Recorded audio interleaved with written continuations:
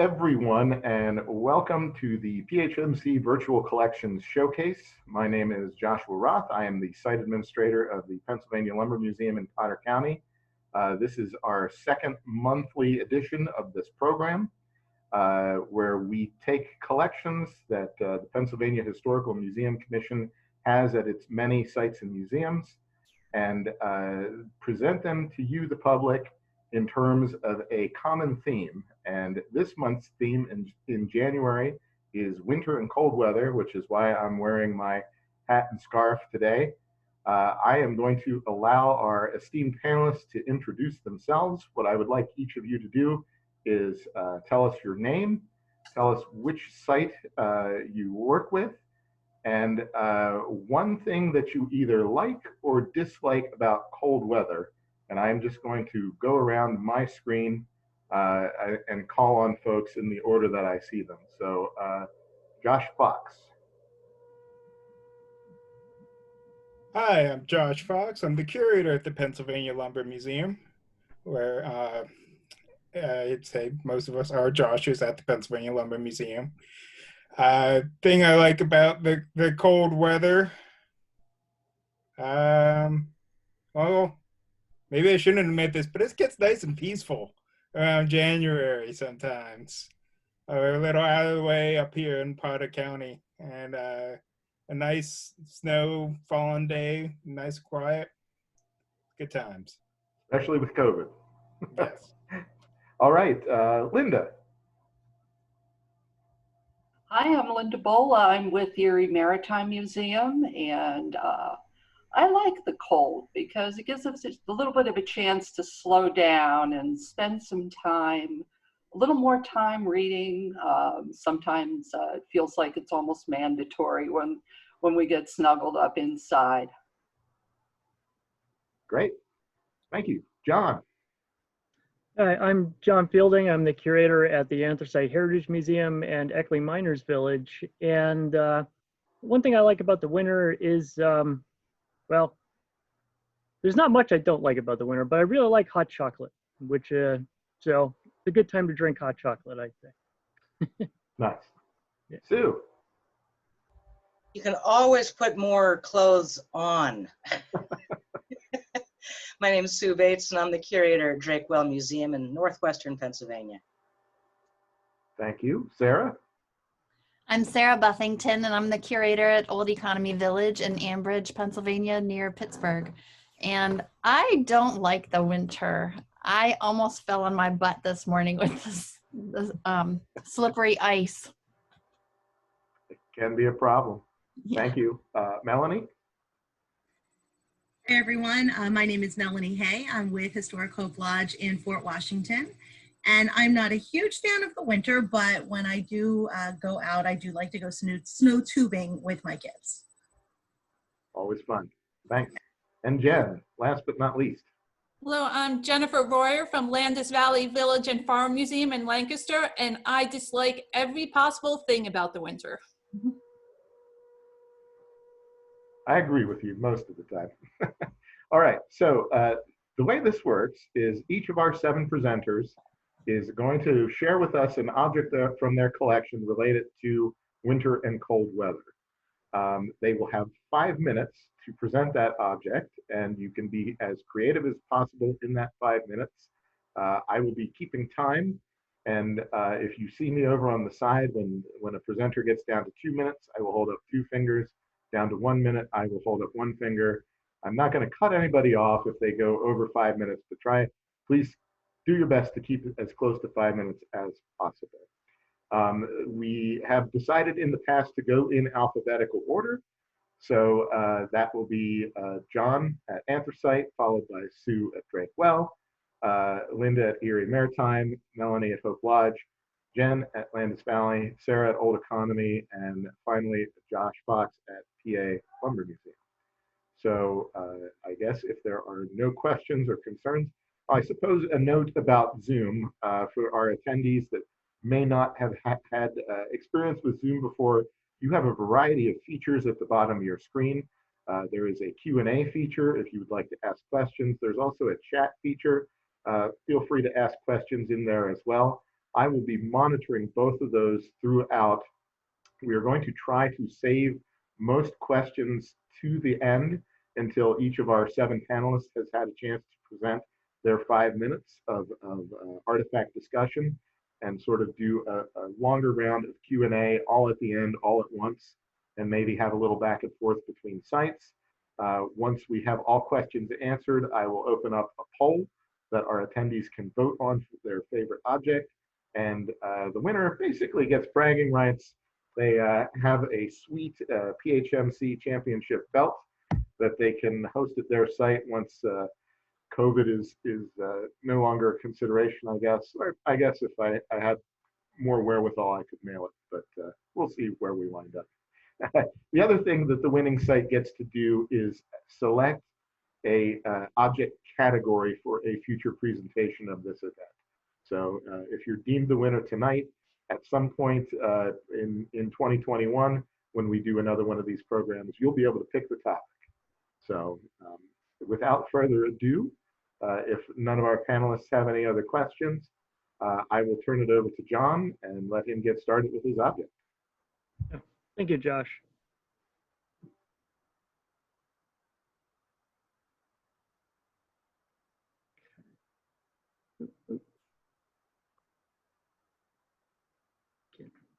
Okay, so Edith Sitwell once wrote, "Winter is the time for comfort, for good food and warmth, for the touch of a friendly hand, and for a talk beside the fire. It is the time for home." And these are homes at Eckley Miners Village. This photograph was taken during the winter of 2020, but it's a could it be representational of any winter at Eckley Miners Village? It's a cold, snowy place sometimes. And historically, generations of mining families heated these homes with an anthracite coal-fired parlor stove and an anthracite coal-fired kitchen stove. Now, the kitchen was one of the most, oops, I don't know what happened there. The kitchen was one of the most important areas in a mining family's home. The kitchen was the center of household activities, from cooking and cleaning to sewing and conversing with family members. And at the center of every kitchen was the coal stove that helped keep families warm as the winter began. Used in the kitchen, these multi-use stoves that kept the family warm in winter also cooked and baked their food and heated water for laundry and bathing. And if you look in the back, you can see the stove back there, and there's some of that going on the stovetop that I described. So given the ample coal-fired stove, it was also the warmest space in the home and afforded a comfortable refuge during the cold winter days. This particular stove is a Preiser Painter, oops, don't know what happened there. This particular stove is a Preiser Painter stove, which was made in Lebanon, PA around 1920. And it's currently on display at the Anthracite Heritage Museum.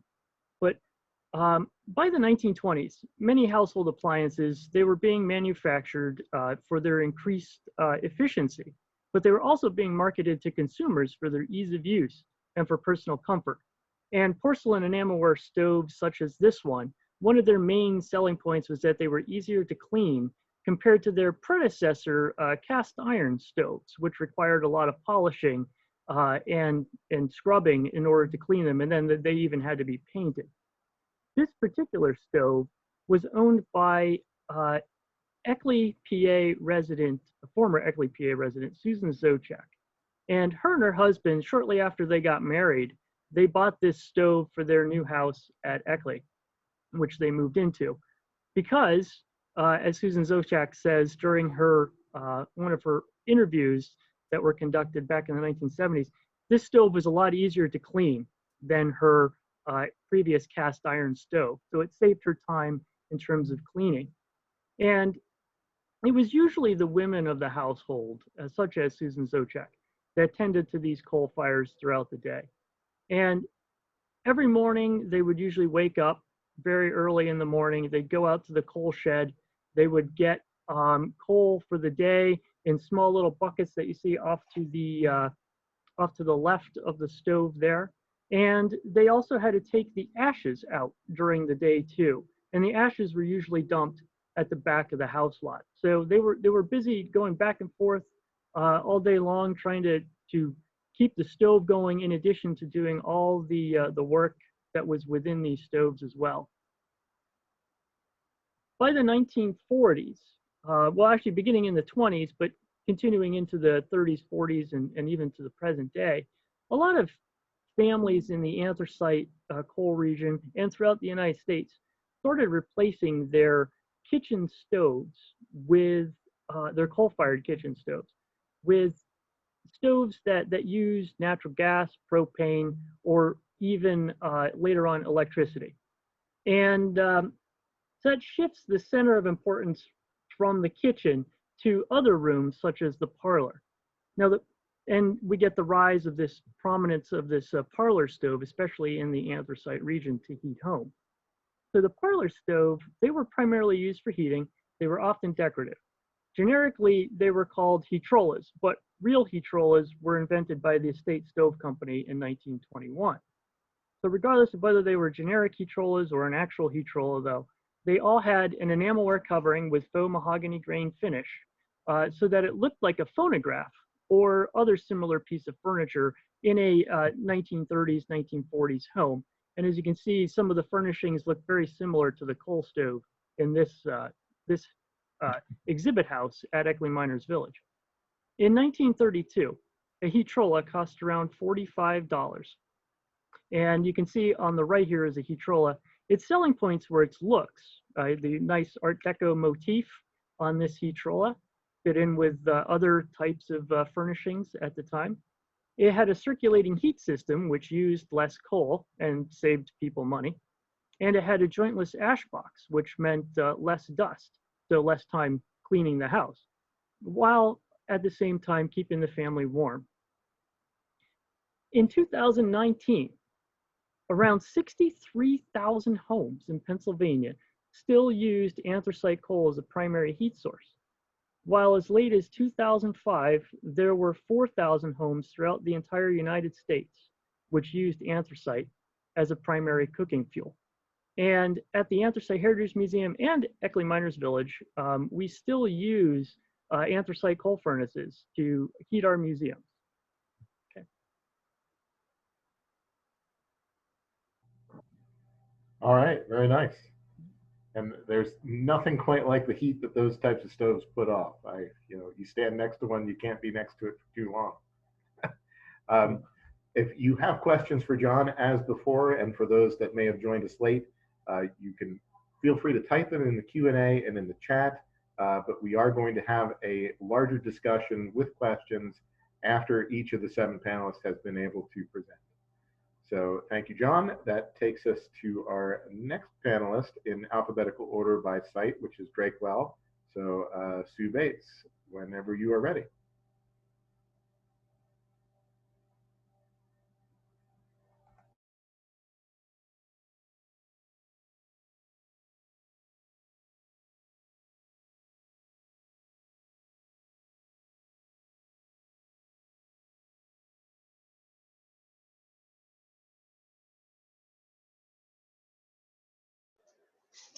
First, I want to acknowledge that Drakewell Museum and Park sits on the homeland of the I knew I'd mess this up. Onondaga, the Great Hill people, also known as the Seneca Nation. The Seneca are one of the 5 founding nations of the Haudenosaunee Iroquois Confederacy and are referred to as the Keepers of the Western Door.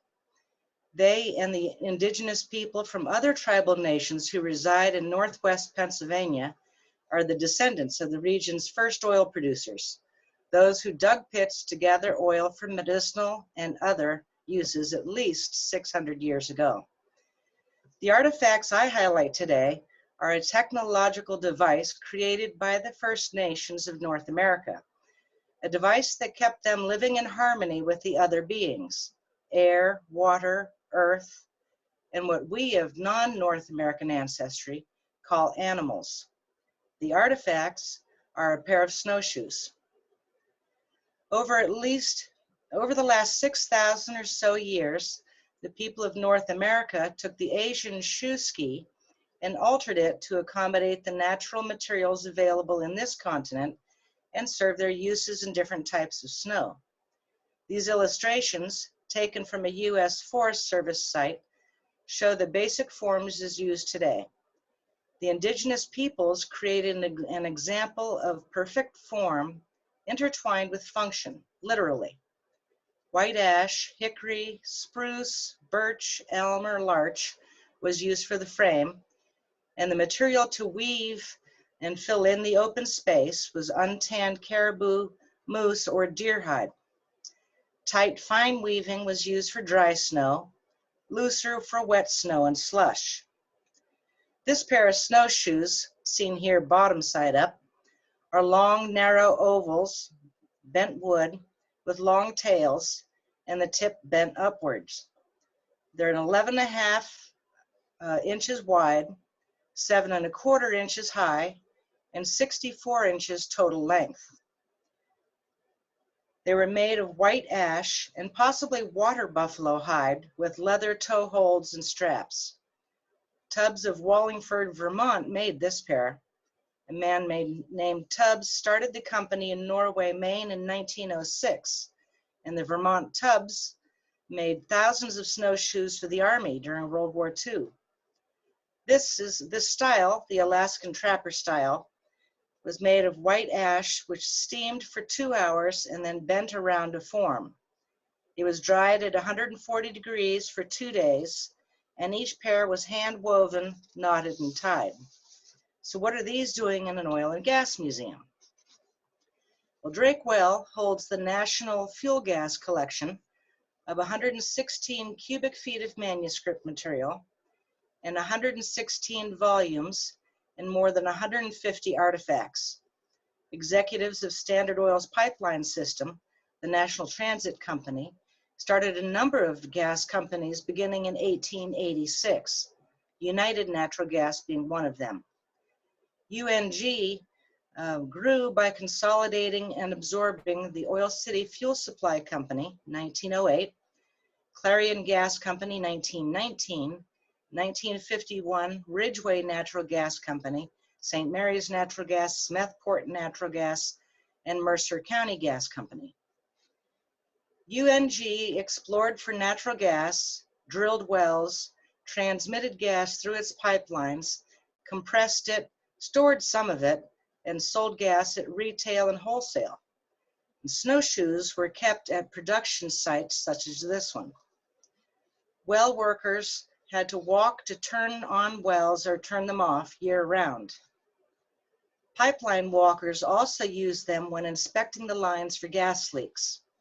Taken in 1961, this image shows a UNG line walker using snowshoes to take pressure readings in the Halsey gas field, Sargent Township, McCain County. And here's an example of the sign that's in the photo.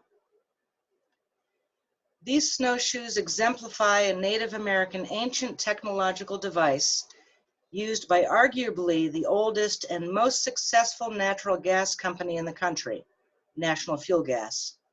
The wearer might run out of energy, but the shoes won't run out of fuel.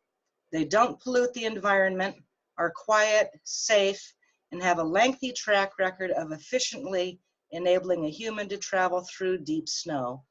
And those are some of the reasons why the snowshoe is the best example of an artifact to represent Pennsylvania winter. Very nice, thank you. We, a few years ago, did a class at the Lumber Museum that was for folks interested in making their own snowshoes and or lacing their own snowshoes. So it can be quite a process, but very interesting. Alphabetically, next, we have Linda at Erie Maritime.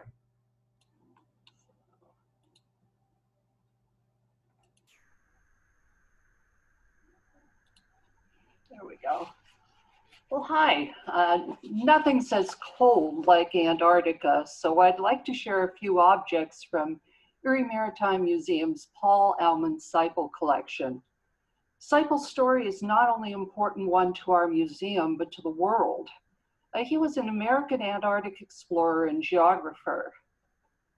When Paul went to Antarctica in 1928, not even the outline of the continent was complete on a map of the world, but by the time he had completed his sixth and final expedition there, exploring and mapping of Antarctica was almost complete. He became a leading authority on polar logistics. He himself designed much of the cold weather gear he used, and he developed something that we're all familiar with in Erie, the wind chill factor. Now, PHMC has honored him with the Pennsylvania marker, and this stands in front of the Erie Maritime Museum. But his lifelong passion of Antarctic exploration began with his experiences as a Boy Scout growing up in Erie. In 1920, at age 12, Paul joined Boy Scout Troop number 24, and 3 years later, he became one of the youngest Eagle Scouts ever. In 1928, he was 19 years old. He had earned 59 merit badges and the opportunity of a lifetime. That was the year Commander Richard Byrd announced his plan to be the first person to fly over the South Pole. And he intended to bring one first-class scout or able Sea Scout with him on the Antarctic expedition. Paul was both, and his qualifications carried him right to the finalists. He was one of 6, and he spent a whirlwind weekend in New York before hearing Byrd's actual decision. Now, the finalists were all asked one last question. Which 2 scouts would you take to accompany you if we were able to send 3 scouts? Every other finalist named Paul as their first choice. Now, Paul was preparing to depart Little America, Antarctica, when he autographed this letterhead in February of 1930. In true Eagle Scout spirit, Seipel shared the spotlight with all the finalists by incorporating their images into his personal stationery. Now, this idealized image was likely taken off a calendar for 1929. Paul is seen saluting Commander Byrd, and the ship seen in the background of this image is the city of New York. This was a wooden-hulled steamship, which also had a sailing rig. They departed New York on August 25th, 1928. Paul, as well as members of the expedition, needed to serve as part of the ship's crew, and the skills he'd learned in Erie as a Sea Scout translated into real-life experience. And that's not a pack of wolves in the background waiting to devour our hero. They're sled dogs. Paul had a real knack for working with animals. His instinct was combined with love and respect for the dogs. At the beginning of the expedition, Paul put together and trained a team of sled dogs pulled from a real group of leftovers and misfits from the other teams. He excelled at this task, and he loved the further assignments he was given to care for all the dogs. Now, finally, I'd like to share a couple of our favorite objects. This hand-carved seal and penguin were made by Paul Seipel. We don't know exactly when, but they certainly reflect the diverse skills he learned to earn those Boy Scout merit badges. The seal you see here is just 2 3/4 inches long, carved black marble. Our penguin stands just 2 7/8 inches tall, carved white marble.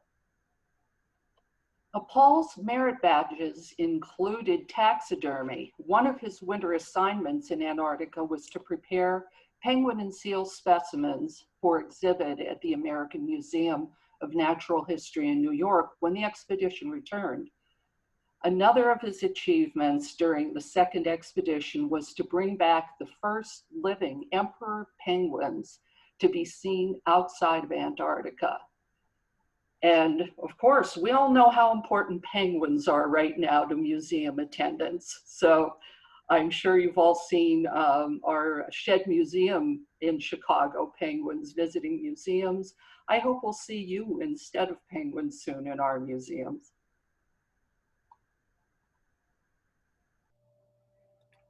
Very nice. Thank you, Linda. That's an amazing achievement to become an Eagle Scout in 3 years. Yeah.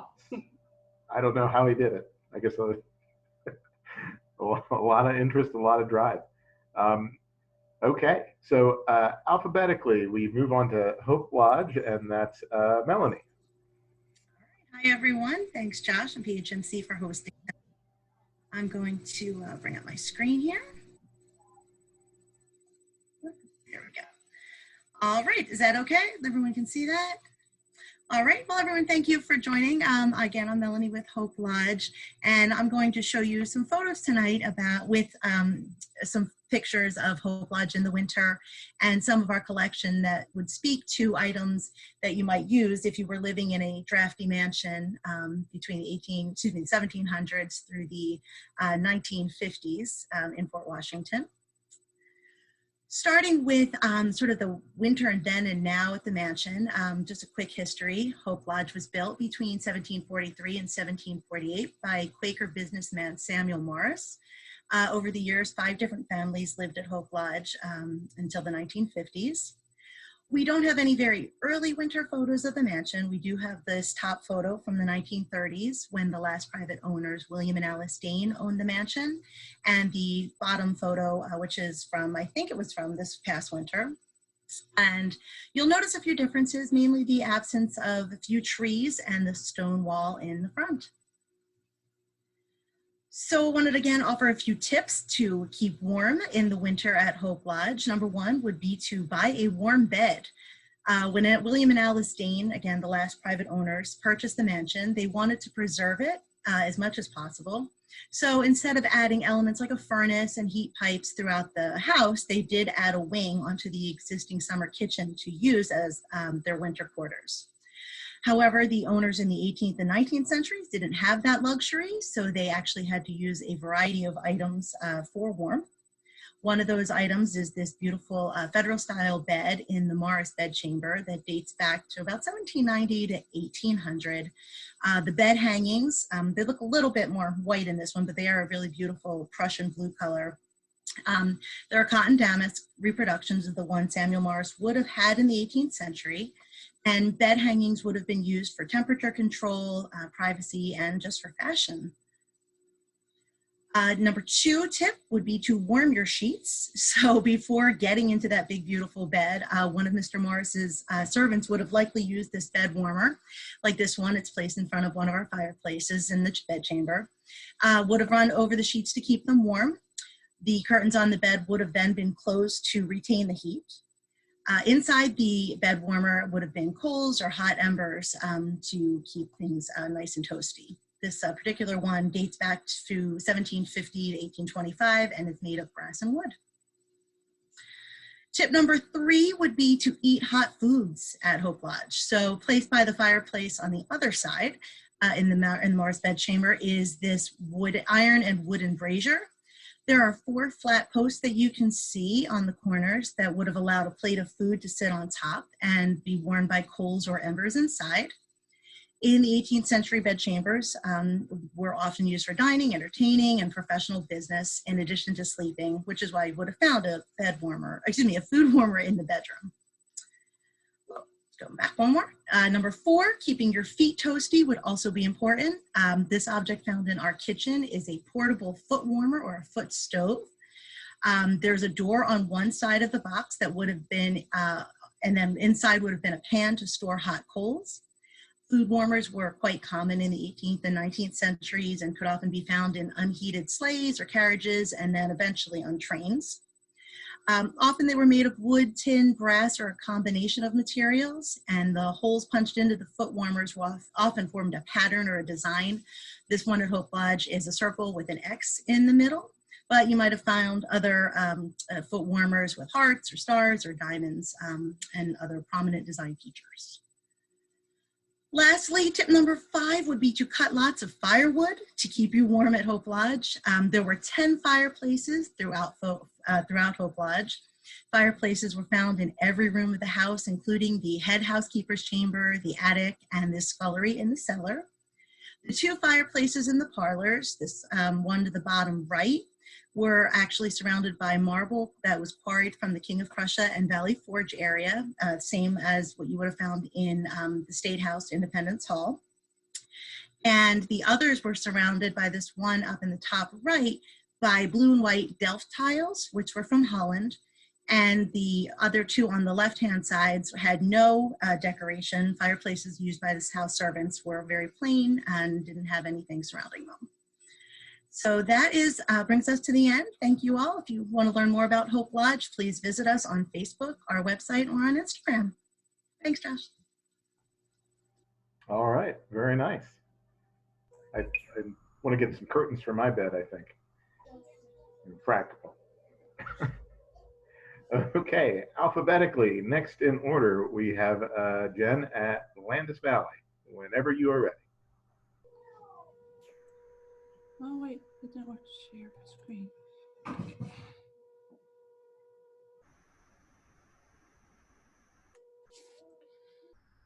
Hello, again, I am Jennifer Royer at Landis Valley Village and Farm Museum in Lancaster.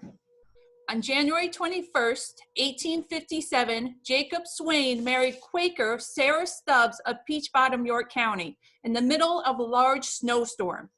Traveling was unsafe and impossible as all of the roads were blocked by snow. Only 10 of the 50 invited guests succeeded in getting to the Quaker wedding. The next day, Jacob and Sarah made a harrowing journey using a sled that was pulled by mules over the frozen Susquehanna River to Jacob's parents' house, since they did not make it to the ceremony the day before. Soon after, Jacob and Sarah returned to Delta in southern York County, where Jacob established himself as an undertaker and cabinet maker from 1857 to 1872. After starting his business, Jacob ordered a sled with a sled box from a local buggy maker. He then constructed an arched cow, which was similar to the coffins he built to sit on top of the sled box. By putting the sled box, and cow together, Jacob had constructed his own light-duty, two-horse undertaker's sleigh that was originally painted black. Jacob used the sled in the winter during and after snowstorms, both for transporting bodies from their place of death to his funerary establishment, and also from his establishment to internment. This was a practice that was not available in the winter to the residents of Delta prior to Jacob constructing his undertaker's sleigh. The full-length cow covered the body during transport, with the back gates opening up so the body could slide in. The sled driver sat on a seat mounted directly on top of the cow with the body below him.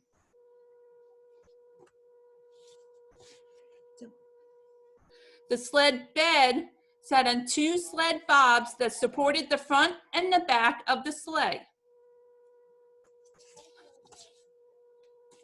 The bobs have wrought iron runners that terminated in the front as griffin heads and were probably ordered specially by Jacob. In mythology, a griffin has incredible strength and unfailing protective instincts. It will fight to the death to keep evil and corruption out of its territory. Griffins would often guard treasures, sacred sites, and royal families. In this case, the griffins may have been guarding the dead bodies Jacob was transporting over treacherous winter roads to his home or to the final resting place.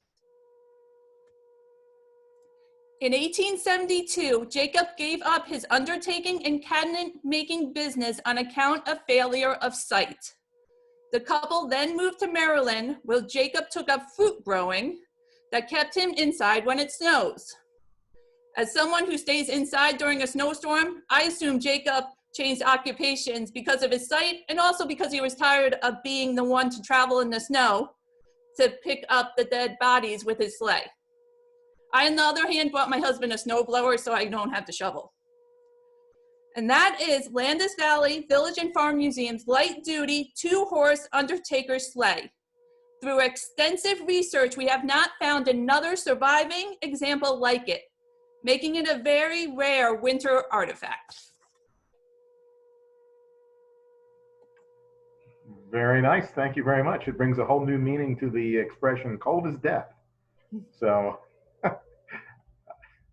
very, very cool. Moving right along, we will go to Sarah Buffington at Old Economy Village. Hi, I'm Sarah Buffington at Old Economy Village in Ambridge, Pennsylvania, near Pittsburgh.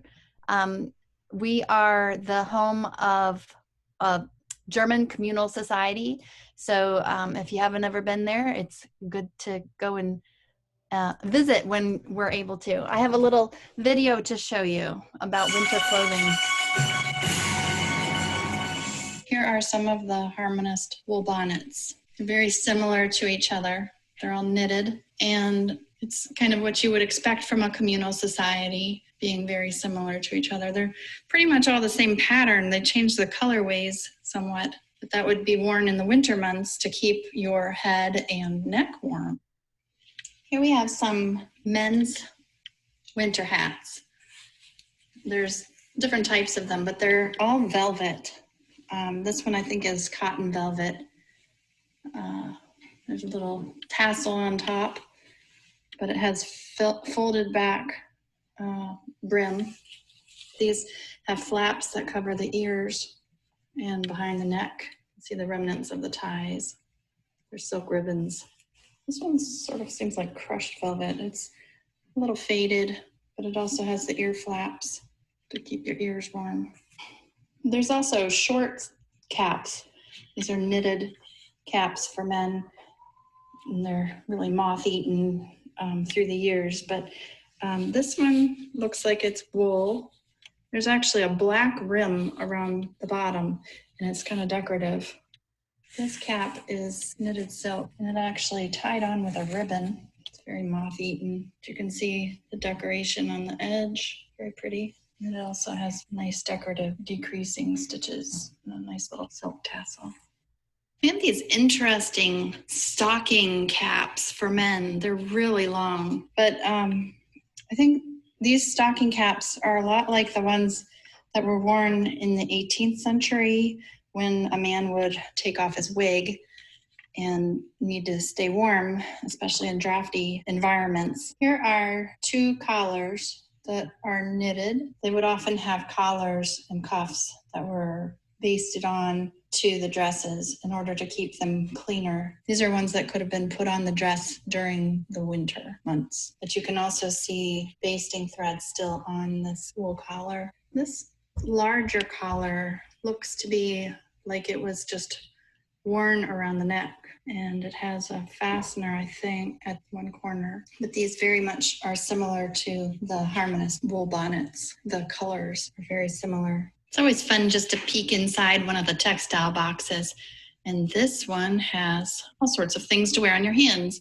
There's a man's glove and some mittens. Those mittens are Harmonist. I'm not sure about the glove. And there's these little wristlets that would keep your hands warm, but you can still use your fingers. Like if you're cold in the house and you needed your hands to be warm, but you still needed to be able to sew or something like that, read a book. And then these are women's gloves that are also Harmonist. Here's some stockings that would keep you warm in the wintertime. The Harmony Society had such pretty socks. They had one specialty here was they made socks, knitted socks on a machine. But we have a lot of socks in the collection, and they are marked with the date, the year, I should say, and their initials. Just fancy, fancy for a communal group. These are neat stockings. These stockings say FK 1840. I'd like to show these off. These stockings were made out of all sorts of different ends of yarn, and it's a pair, even though they don't completely match, but they were worn a lot. You can tell by this patching. Look at all this patching. They've got patches on top of patches. This is cloth that they wove here, at Economy also, and just tons of patches. But we don't know who these belong to, but it says FRM.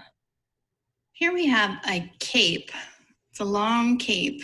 It's about 4 or 5 feet long. This is what you see some of our docents wearing when you're on tour in the winter. This is wool, and you can see it's lined in a fuzzier green wool. You know, you've seen how dark everything is, and it's hard to see on the camera.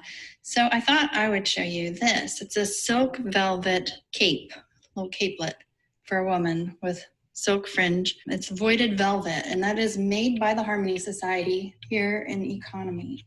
Beautiful pattern, different colored dots in the little black scrolls, and it is lined with silk also.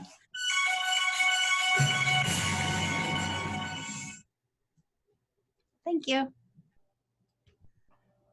Very neat. It'd be cool if you guys had some of those patterns and could get folks knitting some of those for your dough.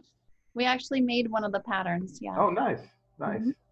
And that's the kind of cool thing that, you know, because of the sensitivity to light and all that sort of thing, you probably don't get to display all that often either. So very nice. Thank you for sharing. So I will go to our last panelist, our My Own Site, our curator, Josh Fox. Hello. Hopefully this works. And all I should do is push play. I will issue a quick disclaimer that the Auger I'm holding is not a session collection piece. It's part of our education collection. So I can touch it and have it outside. It's okay. But here we are, some ice harvesting equipment. Hello, I'm here at the Pennsylvania Lumber Museum at a place that I don't usually get to stand, on the log part for our sawmill. Now, this log Might have to boost the volume. It's awfully quiet. we are here in January in the middle of winter. A lot of times, sawmills would actually participate in another industry in the winter if their ponds happen to freeze over like this. Is that better? Ice harvesting was a major industry in the days before mechanical refrigeration and before everybody had a refrigerator. People in those days would have used an ice box to help keep food cold all year round, which needed to be supplied with ice all year round. Ice that would be harvested from a pond like this, if properly stored and packed with either straw or sawdust, which would also come from a sawmill, could be kept year round.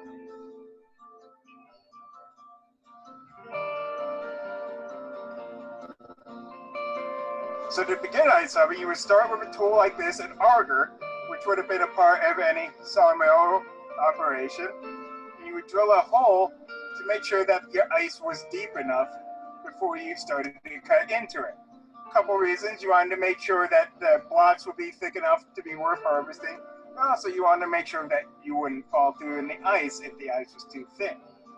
Once it was determined that the ice was thick enough, you could use an ice plow, which would have been connected to a horse.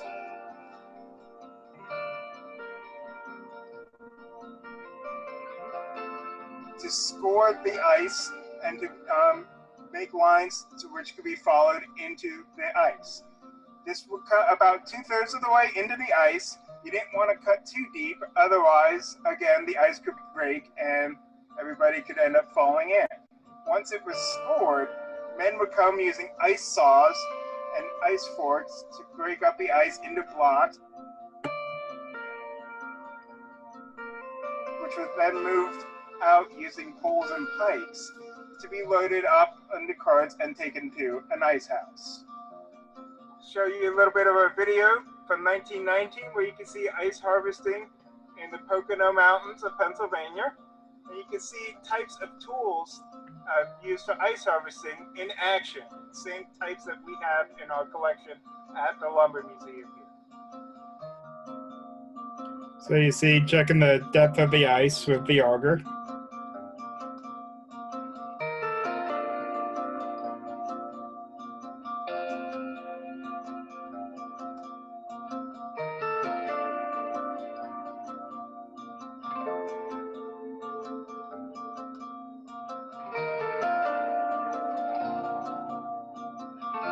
There's the ice plow. Again, with the horse. It's a lot of weight on there, so important not to cut too deep.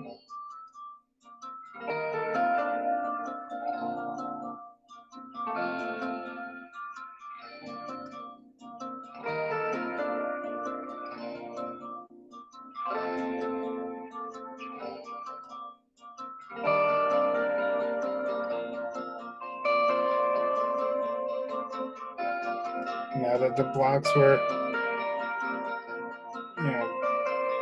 nice sections, you just have to break them apart and get your little cubes.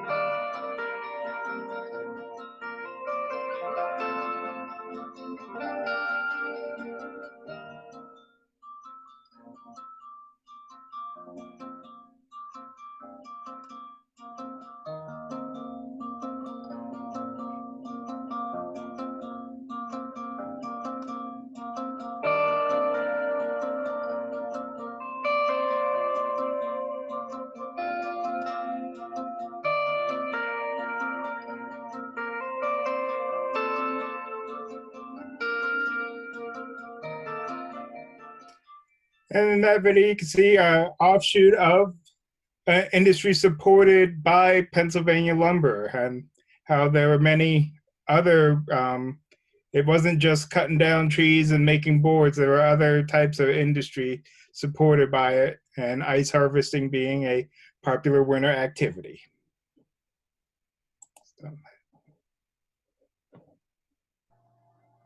All right, very nice. Thank you, Josh. So that is all 7 of our presenters that just showed you a glimpse into the various collections that PHMC safeguards for future Pennsylvanians, history and posterity, that have to do with winter and cold weather. So I'd like it to open it up to our attendees, anyone watching at home. If you have any questions for any of our panelists, please put them in the chat or in the Q&A feature on the Zoom webinar here. I have both of those open right now. Panelists, while we're waiting for questions to come in, if you have any questions you'd like to ask another panelist, please go right ahead.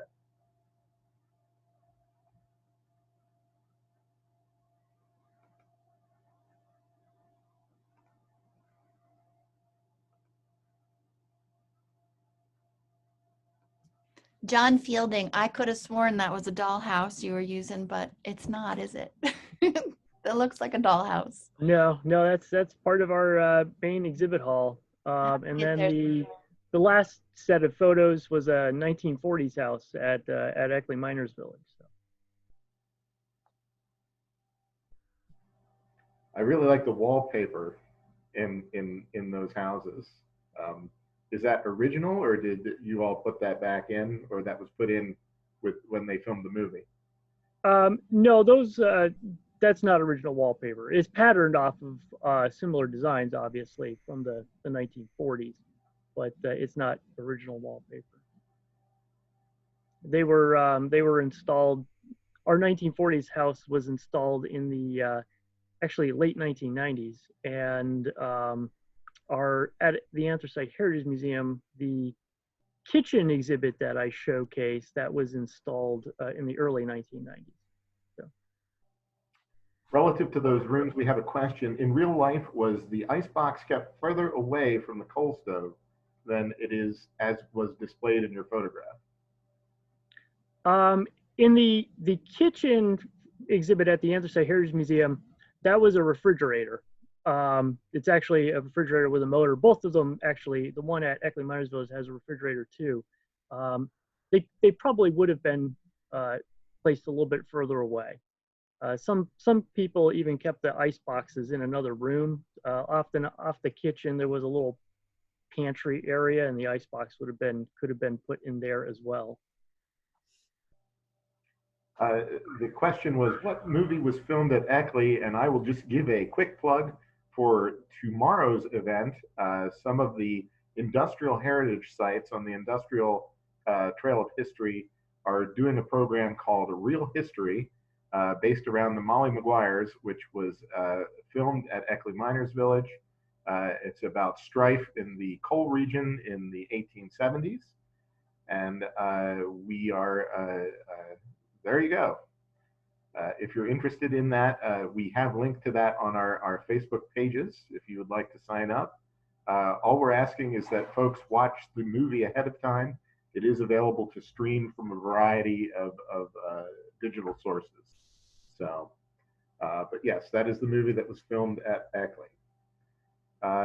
Another question to Jen. How did Landis family acquire that sled, and what was its history after the original owner?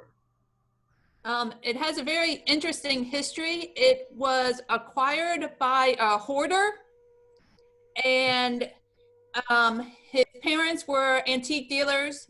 They passed away, so he became an antique dealer and became a hoarder. He passed away. It was one of those situations where he was collecting his urine. You had to walk on piles to get through the house. The sled was in a shed, and luckily his executor was very careful and went through every little piece because he knew there were important things in the house and in the sled. There was a hole in the shed, and there were vultures living underneath it. We have photographs of vultures underneath the sled. It was a mother and her babies. So we were able to luckily get the sled out of the shed and get it to Landis Valley and clean it up. Thank goodness you did. A very interesting piece. Rachel wants to know, how did they cut such straight lines in the ice? Josh Fox. I'm going to assume very carefully. As to the specifics, not positive. I would just venture to guess that, like a lot of the things, the people that did this for a living were able to do it as a second nature. The horse was able to keep a pretty straight line, as well as the people working the plow. A lot of lumbermen, especially up around this area, were farmers as well. They would have farmed spring, summer, into the fall, and then in the winter they would have made extra money as a lumberman. So these guys were no strangers to using plows, and just as keeping a plow straight in the fields, keep it straight on the ice as well. Right, and I will just mention that we do have a few other earthen plows in the collection at the Lumber Museum that were used to create skid roads on the side of the mountain. So you're plowing down the side of the hill, creating a furrow that you will then drag logs through to get them from up on the mountainside down to the valley bottom. Question for Sarah. Did each Harmonious member make their own gloves, or were they given to the members? No, not each harmonist would not have made their own gloves, but they were made within the Harmony Society, and they had knitting machines very early on to knit gloves and socks and hats and all that stuff. Sue, a question about the snowshoes. Does the length of the snowshoe help it keep it from sinking into the snow? 64 inches seems really long. I think that has to do with your body size, correct? Right. This would be for an adult man or adult who is 180 pounds or more. And this snowshoe has both the fine and the open webbing. So it's for a variety of snow, which again, the length would help support the weight, distribute the weight evenly over the snow. Melanie mentioned that the beginning of the ice harvest scene reminds of Frozen, the opening scenes of Frozen. I almost considered using that, but I did not want to be sued by Disney. So they could have used the public domain film. Then we did. it. public domain music. So It was great. I just reminded me of a real life, yeah, the characters and everything. It was fabulous. hmm it's that had to be a cold job. Barbara would like to know, how long has Landis Valley had the sled in its collection? It was donated in 2011, and I know that because I was pregnant with my second son when I went to go get it. So Very nice. Yes, I concur. Everyone did do a great job. One thing I forgot at the beginning, we are offering this event free of charge. I would like to tell each of our panelists and offer them an opportunity to put a link to their donation page for their Friends of the Museum group into the chat if they are so inclined. If folks attending tonight have the means and are able and would like to make a donation to any of our sites to support the Friends of the Museum group there, that would be very much appreciated. Any other Q&A before we wrap things up with the voting?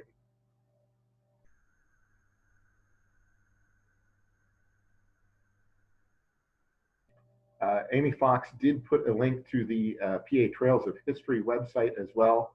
If you can't find or don't see the individual links in the chat, you can get to all of our sites from that PA Trails of History page. Each of our sites is supported by a 501c Friends of the Museum group that would appreciate any and all donations that you're able to make. I'm not seeing any other questions come up right now. Any other questions, panelist to panelist?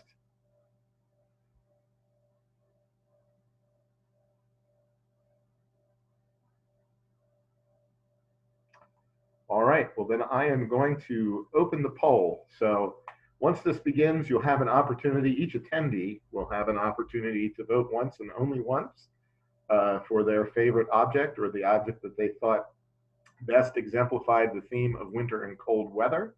The winner, the person that garners the most favorite votes, will get to select a topic for a future iteration of this event sometime in 2021, and also possibly get the chance to host. I've hosted this one and the last one. I plan to host the February event, but I certainly don't need to have all the fun. So if someone else would like to host, you're more than welcome to do so. So without further ado and more jabber jawing from me, I'm going to launch the poll. So attendees, please choose your favorite. We have the Anthracite Heritage Museum's coal stoves, snowshoes at Drakewell Museum, the Paul Seipel collection from Erie Maritime Museum about his Antarctic voyages and wind chill, the photographs of Hope Lodge in the winter, not just photographs, but explanations of how you keep warm in a house without a central heating system, the Undertaker's sled from Landis Valley, the winter bonnets and other clothing from Old Economy Village, and the ice harvesting equipment from the PA Lumber Museum. Got to get that sawmill pond open and free before you can bring the logs in the winter. So we have votes steadily coming in. I will allow a few more seconds here. We have 32 of 39 attendees that have voted.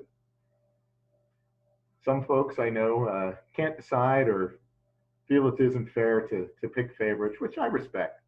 So I'll let it go for a few more minutes if you're still trying to make up your mind.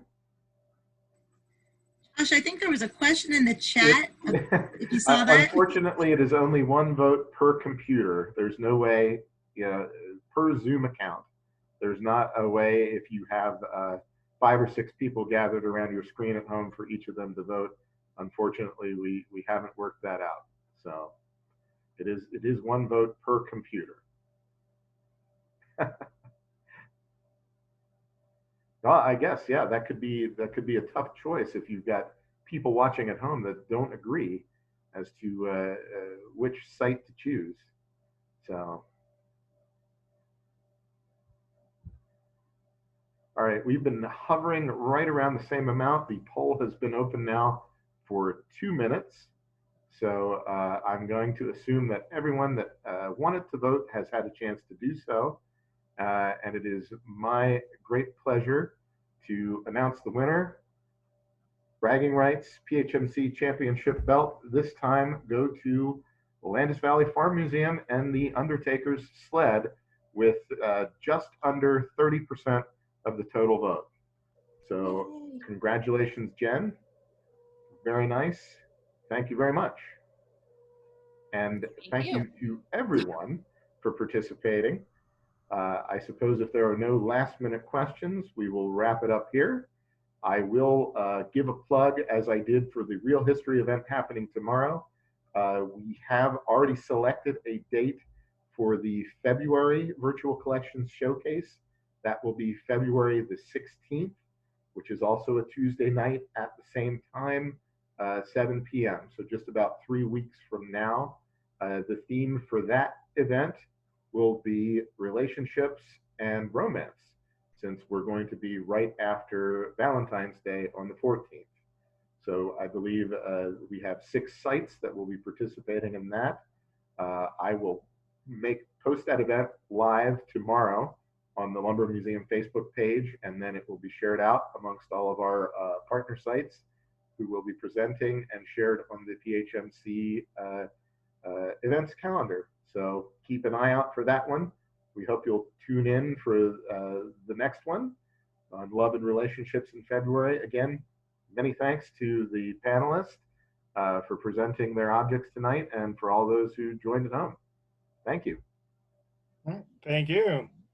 Until next time, congratulations, Jen. Thank you all. Thank you, everyone.